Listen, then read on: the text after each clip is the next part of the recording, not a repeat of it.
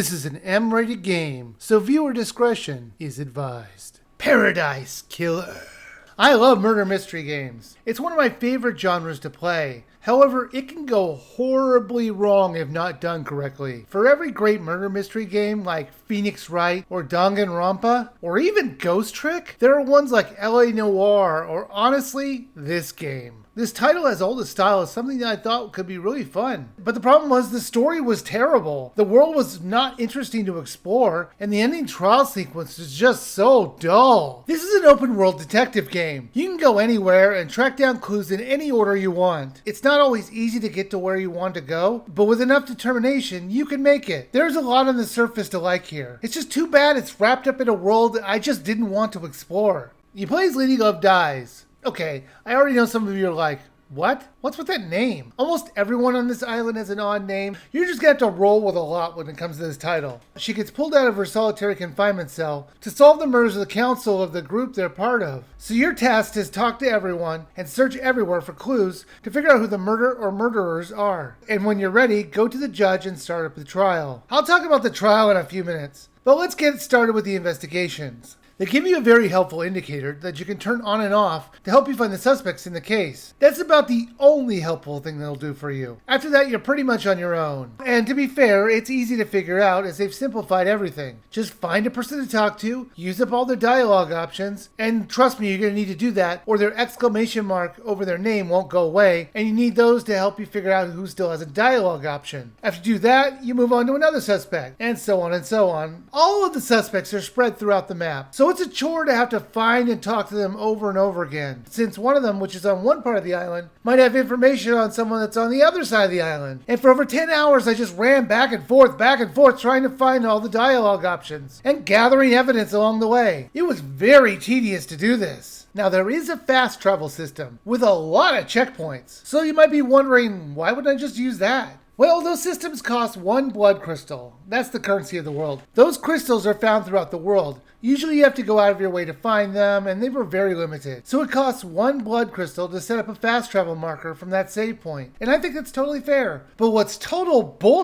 is that it costs you another blood crystal every time you use it. It should have been free after you unlocked it. It's just ridiculous. I couldn't spare the crystals because I needed them, so I had to run back and forth most of the time. Unless I got really tired of having to go from one side of the island to the other, and I just didn't want to wait 6 minutes to take the long trek. These people never move. Time will move forward, day will become night, but they're going to stay in the same place forever. Do these people not have anything better to do than to wait exactly in the same place? They should move around, maybe get closer to each other, have some dinner. Even going to the bathroom would have been something. They just stand there waiting for no reason. And some of the placement of the characters was just infuriating. They would be on the top of a mountain or a building, and you would need to find a way up. Usually there's an elevator, but you would need to search around to find it. Why is everyone so far away from each other? Even the couple is apart from each other. Why not keep them together? Give me a little bit of a break here. The main problem with this game is the story itself. Let me make this very clear. There is no good person in this. All of these people are evil. They openly talk about sacrificing citizens to appease a god. They're all obsessed with creating the perfect island, and every other island they've created has either been destroyed by demons or by the people who hunt them. While some of the characters were nicer than others, I couldn't get past the fact that we're supposed to care that someone murdered a bunch of members of a serial killing cult. Every single one of these people had innocent blood on their hands, and they had the audacity to be upset that someone killed one of their own? That's the main problem with the murder mystery. It's a mystery that I didn't care about solving. To say the story was confusing is an understatement. Even after all the trials were done and I found all the evidence I could, things were still unclear. There was a lot of objects throughout the world you could look at,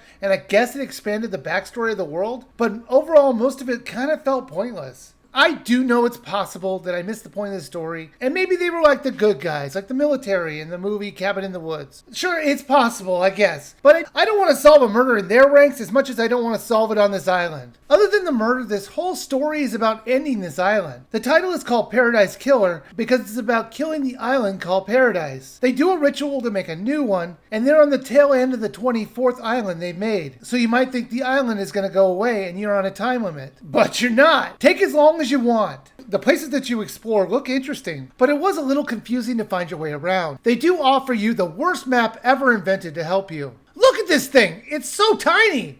There isn't a compass or any way to zoom in to take a look at it. Why'd they even bother making it? This is worthless except in the most generic way. There are just too many find all the items in the area to finish the puzzle quest. And it was so tedious to find them all. One of the worst ones was when you were looking for a bunch of stones in a particular area. This place had a ton of plants and trees that would block your vision. So it was annoying to try to remember where I had checked before, because it's so easy to get turned around. They do occasionally have you solve a puzzle on a computer, which was just complete the pictures with the objects they give you. It was ridiculously easy once you figure out the secret. So let's talk about the trials. This is actually the last thing you're going to do in this game, so before you go in, you better make sure you have all the evidence you need. There are actually multiple trials. To the people who enjoyed the trials in other games like Phoenix Wright and think this could make all the investigation fun by having us present evidence and talk to the witnesses on the stand, think again. Those things do happen, only it's done in a more checklist sort of way. You can accuse anyone of the crime, they show you the evidence they have against them, and the trials are basically just rehashing what you know and seeing what people say. And just like when you're investigating, you just keep selecting things to talk about until you don't have any left, and the judge decides if he found enough evidence to make them guilty. If they are found guilty, they'll instantly break down and admit it, even though they were adamant they were innocent 10 seconds earlier. Sure, the punishment for everything is death, but you can still lie and say she was wrong.